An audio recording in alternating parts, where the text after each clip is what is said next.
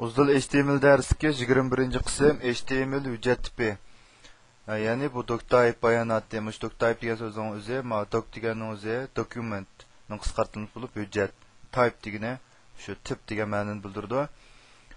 Doc-type bayonot orqali tor ko'rgishning turbat vujudini normal ko'rsatishga yetakchilik qilib bo'ldi. Mesela avvalma misol qaraydigan bo'lsak, bu bir HTML vujudning umumiy qurilmasini tashkil qilgan odatdagi kodi. Buningki eng ust qismiga doc-type HTML deb, buningki hujjat tipniki HTML ekaniga aniqlik berib o'tgan. Internet dunyosida ko'plagan o'xshashmaydigan tor hujjat tiplari bor.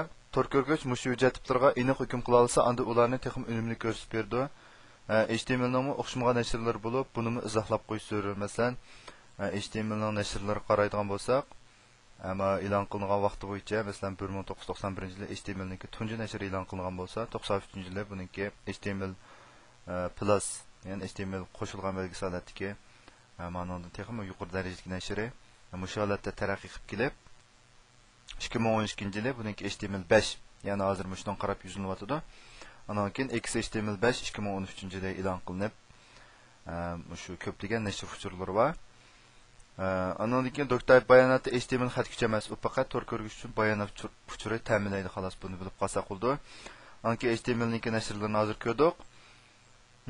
Buning navbatdagi eng yangi nashri HTML5. Uning hamda shu tor ko'rgishlar jingida hamda yuksak afzallikka, tor ko'rgish jing haqida bir qisqacha izoh bersam, shu butun tor abonentlari shu tor ko'rgishlar orqali torni ziyorat qilgan bo'lg'achqa, bu shu tor ko'rgish yasaydigan va yoki boshqa izlashma turi yumshoq detal tuzadigan shu donliq tor texnik shirkatlari uchun bu tor ko'rgish o'zininki tor ko'rgichni shu abonentlarningki ishlatishiga tanlashi ular uchun nihoyat muhim. Shunga bu jang hozir boshlanib bo'ldi. Lekin HTML mayli qaysi tor ko'rgich bo'lishidan qat'iy nazar, shu yuksak afzallikka ega hammasidan normal ko'rinaverdi. Buningki bir necha xil o'xshashmagan holatdagi bayonotni ko'ra baqsaq, doc-type'niki.